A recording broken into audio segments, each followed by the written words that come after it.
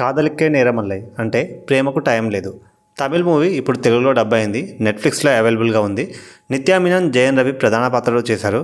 Okay, ఇక కథ విషయానికి వస్తే తీసుకున్న లైన్ బాగుంది. ఇప్పుడు ఎక్కడ చూసినా జరిగేది అదే. సమాజం మారింది, మనం మారాలి, మనుషులం మారాలి అని ఒక మెసేజ్ ఇద్దామనుకున్నారు. పిల్లలు వద్దు, ఫ్రీగా ఉండాలి, స్పామ్ డొనేషన్ లాంటి అంశాలను ఈ మూవీలో చూపిస్తారు. అయితే స్టోరీ విషయానికి వస్తే నిత్యా మీనన్ ఆర్కిటెక్టర్గా చెన్నైలో ఒక సంస్థలో పనిచేస్తూ ఉంటుంది. తల్లిదండ్రులతో కలిసి ఆమె నివసిస్తూ ఉంటుంది. మొదటి నుంచి కూడా ఆమెకి స్వతంత్ర భావాలు ఎక్కువ. కరణ్తో ఆమె ప్రేమ వ్యవహారం ఉంటుంది. నిశ్చితార్థం తర్వాత అతని నిజస్వరూపం తెలియడంతో ఈమె అతన్ని దూరం పెడుతుందన్నమాట. ఇక సిద్ధార్థ్ అంటే జయం రవి బెంగళూరులో నివసిస్తూ ఉంటాడు. అతను కూడా ఆర్కిటెక్చర్గా పనిచేస్తూ ఉంటాడు. అయితే ఓసారి హీరో సిద్ధార్థ్ స్పామ్ డొనేట్ చేస్తాడు. ఇదే సమయంలో నిత్యా మీనన్ కరణ్తో బ్రేకప్ చేసుకుని టెస్ట్ ట్యూబ్ బేబీ ద్వారా బిడ్డను కనాలి అనుకుంటుంది.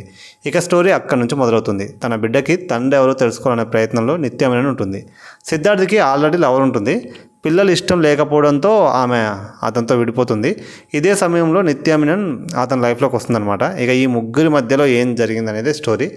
కొత్త పాయింట్ తీసుకున్నారు, కానీ రొటీన్గా ప్రజెంట్ చేశారు. ఒక రెండు సాంగ్స్ పర్లేదు, బాగానే ఉన్నాయి. అక్కడక్కడ కొంచెం మ్యూజిక్ బాగానే ఉంది. ప్రజెంట్ జనాలు ఎలా ఉన్నారనే దాని గురించి చూపించారు. ఫ్యామిలీతో చూడొచ్చా అంటే కొంచెం కష్టమే, ఎందుకంటే అలాంటి డైలాగ్స్ ఉంటాయి మూవీలో. సో కొంచెం ఇబ్బందిగా ఉంటుంది, ఫ్యామిలీతో చూడలేము. సింగిల్గా చూస్తే చూడండి.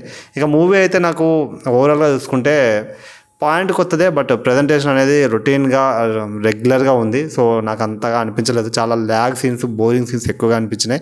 పర్ఫార్మెన్స్ వైజ్ నిత్యా మీనన్ సూపర్గా చేసింది. అండ్ జయం రవి కూడా అతని స్టాండర్డ్కి తగ్గ మూవీ అని నాకు అనిపించలేదు. అంటే అతనుకున్న స్టార్డమ్కి చేయాల్సిన మూవీ కాదు ఇది. కొత్తగా ట్రై చేశాడు, బట్ కాకపోతే నాకు అంత వర్కౌట్ అవ్వలేదు అనిపించింది. ఇక ఇఫ్ ఇన్ కేస్ మీరు చూడాలనుకుంటే మాత్రం నెట్ఫ్లిక్స్లో అవైలబుల్గా ఉంది. ఇక ఈ మూవీ రేటింగ్ వచ్చి 2.75 ఇవ్వచ్చు. టైం ఉండి చూడాలనుకుంటే చూడండి, లేదంటే లైట్ తీసుకోండి. That's it guys. అదే మూవీ రివ్యూ. నచ్చితే like, share, comment and subscribe చేసుకోవడం మాత్రం మర్చిపోకండి.